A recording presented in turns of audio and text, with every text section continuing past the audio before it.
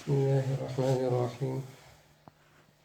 نحمده ونصلي ونسلم على رسوله الكريم اما بعد۔ اس باب میں جو ضروری حدیثیں تھیں اور قرآن کی آیات تھیں وہ سب ہمارے سامنے آ گئی۔ ان سے کچھ چیزیں ثابت ہوتی ہیں۔ سب سے پہلی چیز ان سے یہ ثابت ہوتی ہے کہ اگر آدمی کسی سے تعلق رکھے تو اللہ تبارک و تعالیٰ کی رضا کی خاطر رکھے۔ دوسری چیز یہ ثابت ہوتی ہے کہ آدمی اگر کسی کے ساتھ تعلق رکھے یا اس کی صحبت میں جائے یا اس کی مجلس میں بیٹھے یا اس کی زیارت کے لیے ملاقات کے لیے جائے تو ایسے انسان کی زیارت اور ملاقات کے لیے جائے اور ایسے انسان کی صحبت اور مجلس میں بیٹھے جس کی صحبت اور مجلس کو اور جس کی زیارت کو اللہ اور اس کے رسول پسند کرتے ہیں،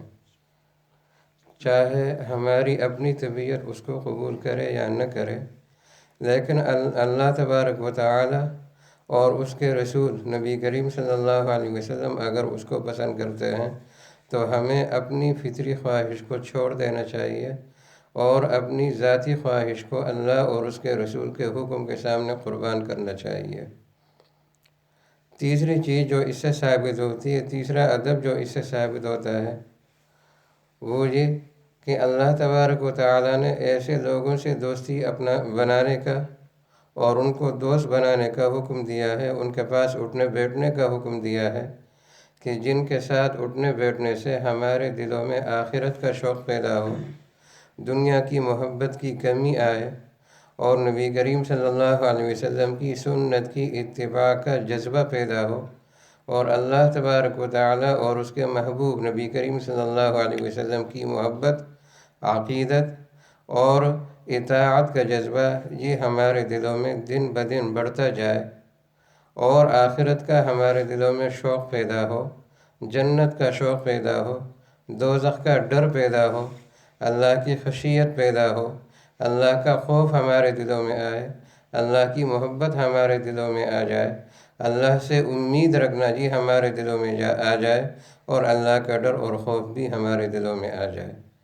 تو ایسے لوگوں کے ساتھ اٹھنا بیٹھنا اور ایسے لوگوں سے فائدہ حاصل کرنا یہ ہمارے لیے دنیا اور آخرت دونوں کے اعتبار سے فائدہ مند ہے، اور ہمیں یہاں پر ان حدیثوں میں اور قرآن کی آیت میں جو ترغیب دی گئی ہے وہ اسی بات کی ترغیب دی گئی ہے۔ اس کے علاوہ ایک ادب اس سے یہ معلوم ہوا کہ ایسے لوگ جو ہمارے وقت کو ضائع کرنے والے ہوں اور ہمارے عقیدے میں کنفیوژن پیدا کرنے والے ہوں اور ہمارے دلوں سے سنت کی اتباع کے جذبے کو نکالنے والے ہوں، چاہے ان کے ناموں کے ساتھ جتنے بڑے القاب لگے ہوں اور جتنا بڑا ان کو اسکالر کہا جائے، ڈاکٹر کہا جائے، جو بھی نام ان کو دیے جائے، لیکن اس طرح کے لوگوں کے قریب جانا بھی ہمارے لیے جائز نہیں ہے، حرام ہے اور ناجائز ہے، اور ان سے دور رہنا، خود بھی دور رہنا اور اپنے بچوں کو بھی دور رکھنا اور اپنے متعلقین کو دور رکھنا یہ ہماری شرعی ذمہ داری ہے۔ اس کے ساتھ ساتھ یہ کہ ہم جب ان اچھے لوگوں کے پاس جاتے ہیں اور اس سے ہمیں یہ سبق مل جاتا ہے کہ ہمیں دین کو مقدم رکھنا چاہیے اور دنیا کو مؤخر رکھنا چاہیے، بعد میں رکھنا چاہیے، تو اس سے ہمیں یہ سبق بھی سیکھ لینا چاہیے کہ ہم میں سے ہر شخص اپنے گھر کا ذمہ دار ہے، اپنے بیوی بچوں کا ذمہ دار ہے، اس کو اپنے گھر میں ایک آئیڈیل کی حیثیت سے رہنا چاہیے، اس کی زندگی سنت کے مطابق ہو، اس کا اپنا لباس سنت کے مطابق ہو، اس کا اپنا بدن سنت کے مطابق ہو، اس کی زبان کنٹرول میں ہو، وہ جھوٹ نہ بولے، وہ گالیاں نہ دے، وہ گانے نہ سنے، وہ ڈرامے اور فلمیں نہ دیکھے، وہ اجنبی عورتوں کو نہ دیکھے، وہ حرام رزق سے اپنے آپ کو بچانے کی کوشش کرے، وہ غلط دوستوں سے اور یاریوں سے اپنے آپ کو بچانے کی کوشش کرے۔ یہ بہت زیادہ ضروری ہے، اس کا اثر اس کی نسلوں پر پڑے گا، اس کے بچوں پر پڑے گا۔ اگر وہ بچے باپ کو دیکھتے ہیں یا ماں کو دیکھتے ہیں کہ وہ بے نمازی ہیں تو پھر اگر وہ لاکھ ان کو کہیں کہ تم نماز پڑھو اس کا کوئی فائدہ نہیں ہوگا۔ اگر بچے ماں باپ کو دیکھیں دیکھیں کہ وہ جھوٹ بولتے ہیں، جھوٹی قسمیں کھاتے ہیں اور جھوٹی کلیمز کرتے ہیں، تو یہ لاکھ ان کو کہیں کہ تم سچ بولو، اس کا کوئی اثر نہیں ہوگا۔ اور اگر وہ ماں باپ کو دیکھیں کہ وہ آپس میں چھوٹی چھوٹی باتوں پر آرگومنٹ کرتے ہیں، لڑائیاں کرتے ہیں، ایک دوسرے کے خلاف زبان درازیاں کرتے ہیں، بدتمیزیاں کرتے ہیں، تو اس کا ان بچوں پر برا اثر پڑے گا۔ یہ لاکھ ان کو کہیں کہ آرگومنٹ نہ کرو، لڑائی نہ کرو، اس کا کوئی فائدہ نہیں ہوگا اور ان پر اس کا کوئی اثر نہیں ہوگا۔ جیسے ماں باپ کا کردار ہوگا، بچے خاموش ماں باپ بچوں کے لیے خاموش مدرسہ ہیں، اور بچے خاموشی سے ان سے بہت کچھ سیکھتے ہیں۔ اگر یہ حیادار ہوں تو بچے حیادار ہوں گے، اگر یہ سچے ہوں تو بچے سچے ہوں گے، اگر یہ نمازی ہوں تو بچے نمازی ہوں گے، اگر یہ حلال کا اہتمام کرنے والے ہوں تو بچے حلال کا اہتمام کرنے والے ہوں گے۔ یہ زبان سے ان کو کچھ کہیں یا نہ کہیں، ان کا کردار ان کے لیے مدرسہ ہے اور ان کے سیکھنے کے لیے بہت کچھ ہے۔ تو ماں باپ کے لیے بہت زیادہ ضروری ہے، گھر کے بڑوں کے لیے بہت زیادہ ضروری ہے کہ وہ دینی شعائر کو اپنائیں، وہ دینی طریقے کو اپنائیں، اور وہ قرآن اور سنت کو اور اسلام کے احکام کو اپنے سینے سے لگائیں، ان کا دل چاہے یا نہ چاہے، معاشرہ ان کو اچھا کہے یا نہ کہے، لوگ ان کی تعریف کریں یا نہ کریں، لیکن جب اللہ ان کی تعریف کرتا ہے، اللہ کے رسول ان کے اس کام کی تعریف کرتے ہیں، ان کے لیے یہی دونوں سٹمپ، یہی دونوں مہر اور یہی دونوں سرحدیں سب سے بڑھ کر ہیں۔ پوری دنیا ایک طرف ہو اور اللہ اور اس کے رسول دوسری طرف ہو، اگر اللہ اور اس کے رسول کی حمایت ان کو مل جاتی ہے اور ان کی طرف سے سند ان کو مل جاتی ہے ان کے کام کے صحیح ہونے کی، جائز ہونے کی، سنت ہونے کی، افضل ہونے کی، اللہ اور اس کے رسول کی خوشنودی کے حاصل ہونے کی، تو یہی ان کے لیے سب کچھ ہے۔ دنیا ان کو جو چاہے کہے، وہ جو چاہے ان کو سمجھے، اس سے ان کو پریشان نہیں ہونا چاہیے۔ یہ آتا رہتا ہے، دنیا میں کبھی بھی اللہ والوں کی تعریف نہیں ہوتی۔ اگر ان کی 10 تعریف کرنے والے ہیں تو 8 یا 6 بندے ان کی مخالفت کرنے والے بھی ہیں۔ یہ تو وہ لوگ جو اس سے تعلق رکھتے ہیں، اور جو اس سے تعلق نہیں رکھتے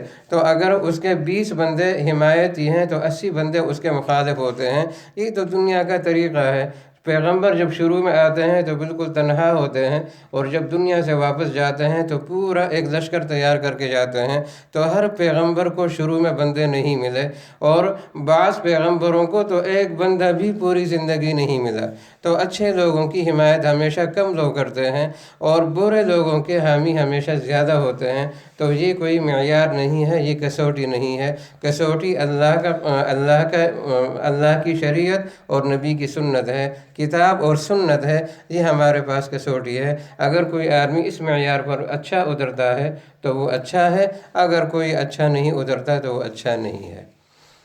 اس زمانے میں یہ فتنوں کا زمانہ ہے، اور نئے نئے فتنے ہیں، نئے نئے فرقے ہیں، نئے نئے اسکالر، کوئی انجینئر کے نام سے، کوئی ڈاکٹر کے نام سے، کوئی کن کن ناموں سے سامنے آتے ہیں، اور وہ آہستہ آہستہ ہم سے قرآن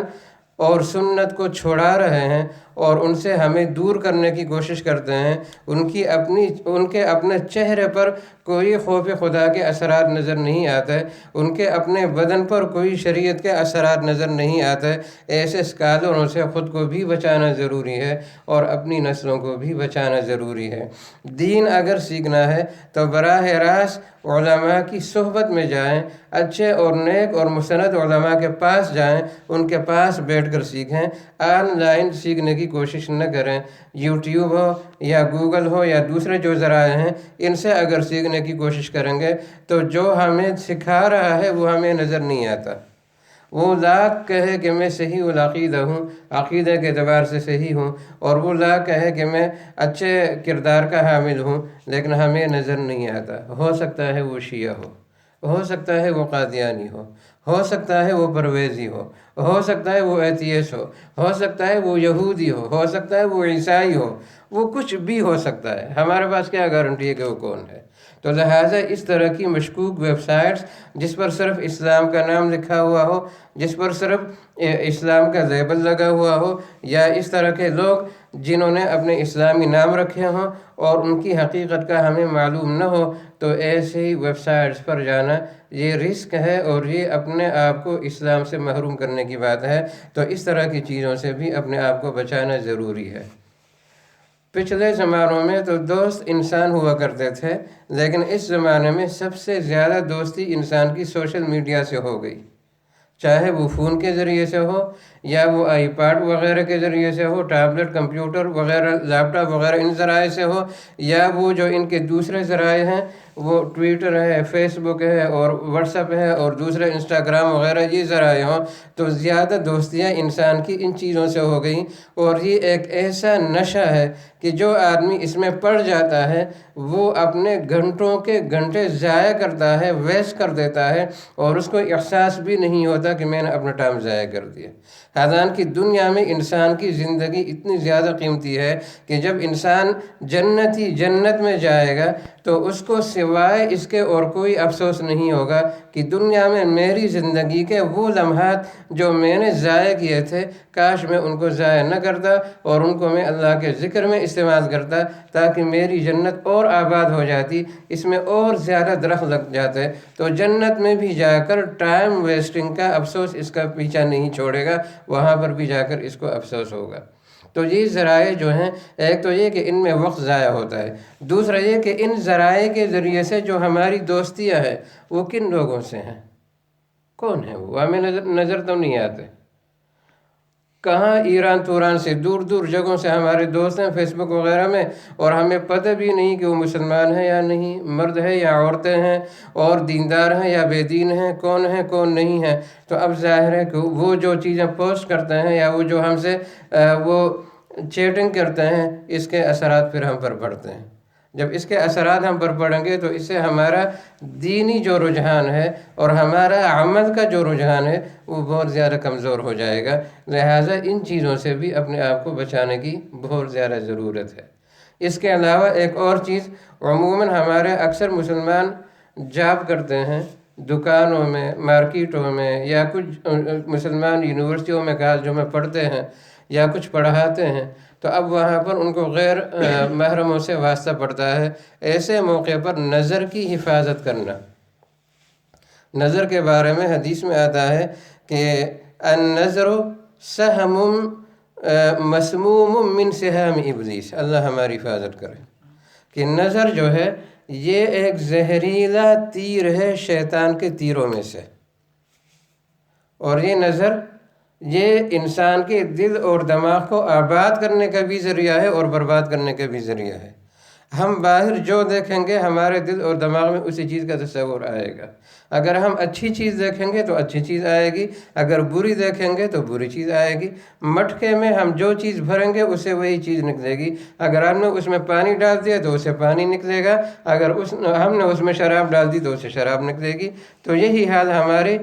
دل اور دماغ کا ہے، اس نظر کے ذریعے سے، اس کان کے ذریعے سے، اس میں جو چیز ہم پہنچائیں گے وہی پہنچے گی۔ اگر ہم نے اچھی چیز پہنچا دی اپنے دل و دماغ میں تو اچھی چیز آئے گی، اگر اچھی آواز پہنچا دی تو وہی جائے گی، اور اگر ہم نے اچھی آواز نہیں پہنچائی یا اچھی چیز نہیں پہنچائی تو آگے جو گن ہم نے پہنچایا ہے پھر وہی ہوگا، پھر خوابوں میں بھی وہی نظر آئے گا، پھر دل و دماغ میں ہمیشہ وہی سوار رہے گا، اور پھر اسی کی طرف ہمارا خیال رہے گا اور رجحان رہے گا۔ تو یہ بہت زیادہ ضروری ہے کہ سوشل میڈیا اول تو اس کا استعمال کم سے کم ہو، دوسرا یہ کہ صرف ضرورت کے وقت میں ہو، اور تیسرا یہ کہ صرف ضرورت کے لیے ہو، ضرورت سے زیادہ اس کا استعمال نہ ہو اور بے ضرورت اس کا استعمال نہ ہو۔ بلکہ میں اکثر ساتھیوں سے کہا کرتا ہوں کہ اس کو ہم نے ٹوائلٹ کے درجے میں رکھنا چاہیے۔ ٹوائلٹ انسان اسی وقت جاتا ہے جب کہ اس کو ضرورت ہو، اور اس وقت تک رہتا ہے جب تک کہ ضرورت ہو۔ ضرورت سے پہلے کوئی آدمی ٹوائلٹ نہیں جاتا، واش روم نہیں جاتا، اور جیسے ہی ضرورت پوری ہو جاتی اس کے بعد کوئی رہتا نہیں۔ تو یہ سوشل میڈیا، یہ فون اور یہ آئی پیڈ وغیرہ، ان چیزوں کو ہمیں ٹوائلٹ کے درجے میں رکھنا چاہیے۔ اسی سے جا کر ہمارا دماغ محفوظ ہوگا، ہمارا دل محفوظ ہوگا اور ہمارا ٹائم محفوظ ہوگا۔ ورنہ یہ ایک گن ہے، یہ ایک نشہ ہے کہ جو انسان کے گھنٹوں کے گھنٹے ضائع کر دیتا ہے، انسان کو پتہ بھی نہیں چلتا اور اس کو افسوس بھی نہیں ہوتا۔ وقت ضائع ہو جاتا ہے اور اس کو افسوس بھی نہیں ہوتا اور پتہ بھی نہیں چلتا۔ تو یہ ہمارا ایک طرح سے دشمن ہے۔ اگر یہ ہمارے کنٹرول میں ہے تو ٹھیک ہے، اگر کنٹرول میں نہیں ہے تو پھر اس کے استعمال سے بھی اپنے آپ کو بچانا چاہیے اور اپنے آپ کو دور رکھنا چاہیے۔ یہ چند چیزیں ہیں جو ان قرآن کی ان آیات اور ان احادیث کی روشنی میں میں نے ذکر کر دی، اصل بنیادی مقصد تو عمل ہے۔ اللہ تبارک و تعالی ہمیں اخلاص کے ساتھ عمل کی توفیق عطا فرمائے۔ تقریباً 1 ہفتہ پہلے پاکستان میں اسلام آباد میں بہت بڑے عالم تھے، حضرت مولانا عبدالرؤف صاحب رحمۃ اللہ علیہ، جو جامعہ اسلامیہ پنڈی کے بھی شیخ الحدیث تھے اور جامعہ علوم شریعہ پنڈی کے بھی شیخ الحدیث تھے، دونوں مدرسوں کے شیخ الحدیث تھے۔ تو ان کا انتقال ہوا، تو ان کے لیے بھی دعا کی درخواست ہے۔ بہت ہی زیادہ عاجزی اور ملنساری کے مالک تھے، بہت بڑے عالم تھے، لیکن بہت زیادہ عاجزی تھی ان کے اندر، اور بہت زیادہ قریب اور شفقت والا تعلق رہا ان کا ہمارے ساتھ بھی۔ دوسرے، آج ہی قاری تصور الحق صاحب جو یہاں برمنگھم کے ہیں، جنہوں نے مسجد علی بنائی، اس کو آباد کیا، اس کو تعمیر کیا، آج ان کا بھی انتقال ہو گیا ہے۔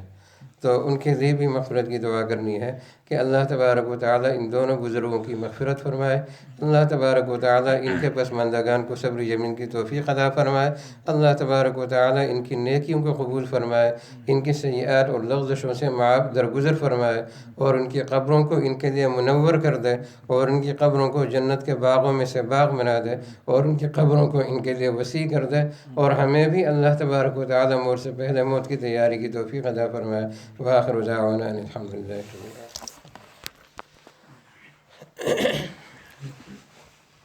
مغرب شام الشاہد میں